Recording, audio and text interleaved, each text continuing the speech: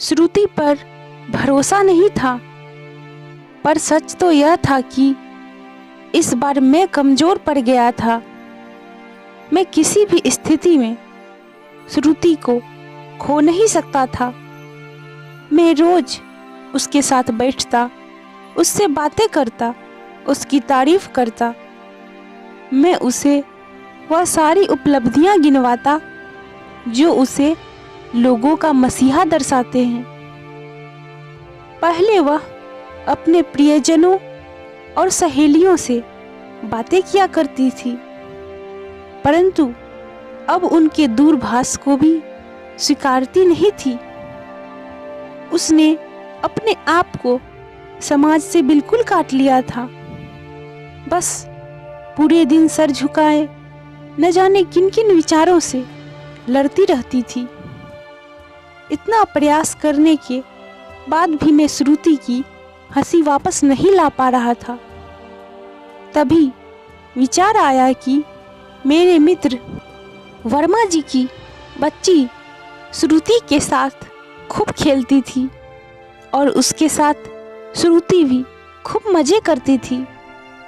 मैंने सोचा कि यदि वह वहाँ आ जाए तो श्रुति को कुछ हल्के पल मिल जाएं। यही आस लिए मैं वर्मा जी के घर पहुँचा। घर की घंटी बजाई तो भाभी जी ने द्वार खोला। मुझे देखते ही उनके चेहरे का रंग उड़ गया। बड़े ही अनमने ढंग से मुझे अंदर बैठाया गया और कुशल क्षेम के बदले बस यही पूछा कि आपको यहाँ आते किसी ने देखा तो नहीं। मैं सब कुछ समझ रहा था, इसीलिए अपने लिए शिष्टाचार की उम्मीद नहीं करता था। उस समय मेरे से ज़्यादा श्रुति महत्वपूर्ण थी। मैं सबका हाल चाल ले ही रहा था कि उनकी बच्ची अंकल अंकल करती मेरे पास आने लगी, पर उसकी माँ ने उसे डांटकर पुनः अंदर भेज दिया। मैंने सीधे ही अपने आने का प्रयोजन बताया।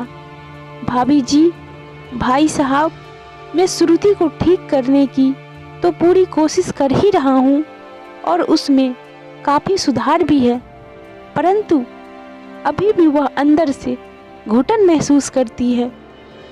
मैंने देखा है कि जब आपकी बेटी हमारे यहाँ आती है तो श्रुति उसके साथ खूब खेलती है और हंसी मजाक करती है।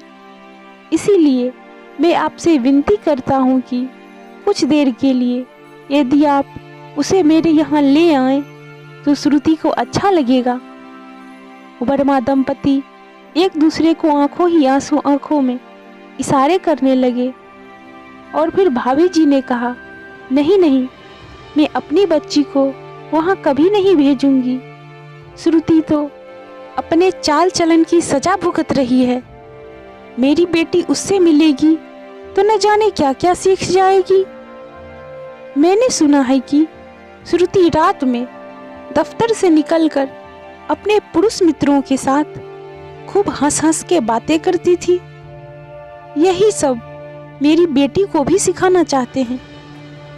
आपसे अपनी पत्नी तो संभाल नहीं रही और उम्मीद करते हैं कि मेरी बेटी उसे संभाले।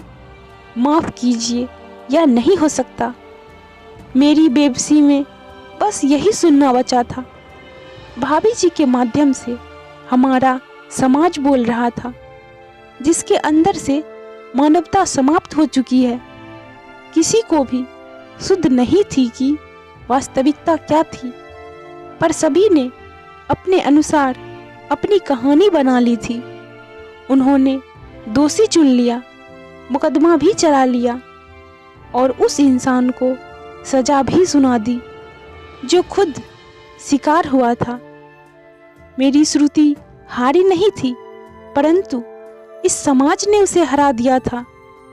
मैंने श्रुति की पैरवी करते हुए कहा, भाभी जी, आपने बिना कुछ जाने श्रुति पर ही उंगली उठा दी।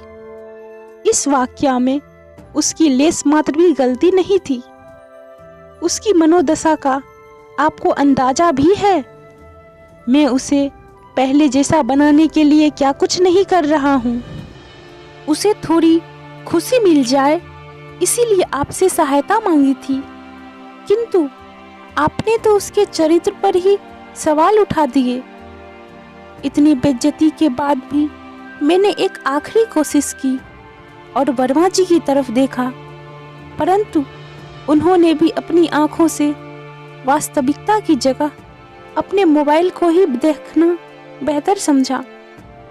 घर लौटते समय एक लाल बत्ती पर मैं रुका तो मैंने देखा कि एक व्यक्ति फूल बेच रहा था।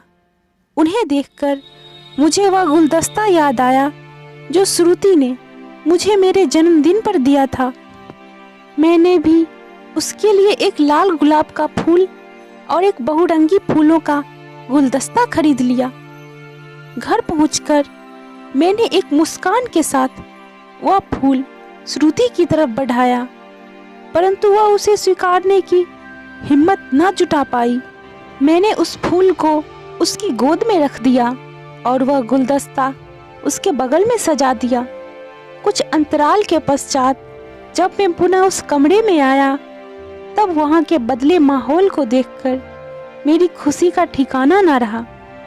मैं दरवाजे पर ही खड़ा होकर उस पल को अपने अंदर समेटने लगा। श्रुति उस गुलाब के फूल को हाथों में पकड़े निहार रही थी। उसके मुख पर एक हल्केपन का भाव था।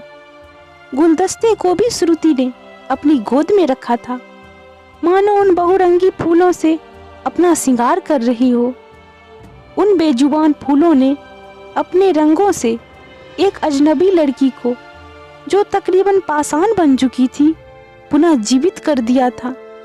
वहीं दूसरी तरफ इंसानों ने अपना असली रंग दिखाकर एक हंसती खेलती लड़की की आत्मा को ही मार दिया था। मैं भीतर गया और श्रुति को बिस्तर से उठाकर आईने के सामने खड़ा किया। वह बहुत ही असहज महसूस कर रही थी, अपने आप से ही नजरें नहीं मिला पा रही थी। मैंने एक हार उसके गले में पहनाया और शीशे पर चिपकी एक बिंदी उसके माथे पर लगा दी।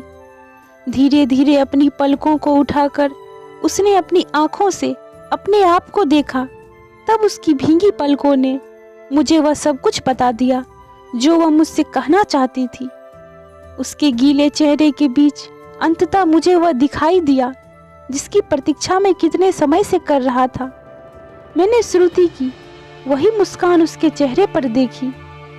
उसने मुझे गले से लगा लिया। अब आंखें नम होने की बारी मेरी थी। मैंने प्रोत्साहित होकर कई नए एवं सुगंधित फूल उसके कमरे में रख दिए। सुंदर तस्वीरें बड़ी करवाकर दीवारों पर लगा दी। उन तस्वीरों में उगता सूरज, उड़ते पंछी, सुंदर घर, नैसर्गिक सौंदर्य आदि थे। उनमें श्रुति के कई तस्वीरें थी जिसमें वह अपने दोस्तों के साथ मस्ती कर रही थी। एक तस्वीर हमारे साथ शादी के दिन की थी जिसे वह बड़े ही चाव से निहार रही थी। इन यादों के सिवा मैं उसे और दे भी क्या सकता था। उसको सुरक्षा तो दे नहीं पाया था, इसीलिए उसका गुनहगार तो मैं भी था। मेरे प्रयासों से उसके विचार और व्यवहार में सकारात्मक बदलाव आने लगे थे, परंतु मुझे इस बात का संशय अभी भी था कि क्या मैं कभी उसे बिल्कुल पहले जैसा बना पाऊंगा या नहीं। इन प्रयासों में कब समय बीता पता ही नहीं चला। मैं कभी उसे घर के बाहर ले जाता तो कभी उसके सगे संबंधियों से मिलकर बात करता।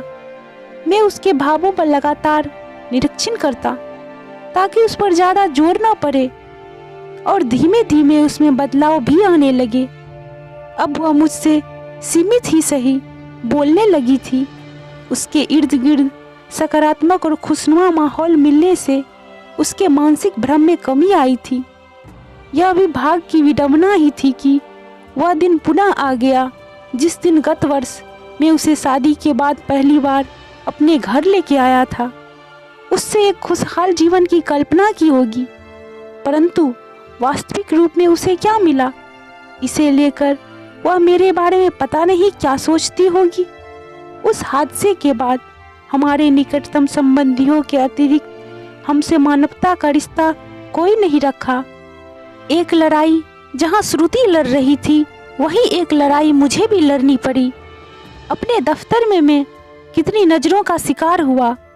लोग मुझे ऐसे देखते थे जैसे मैं किसी पर ग्रह से आया था।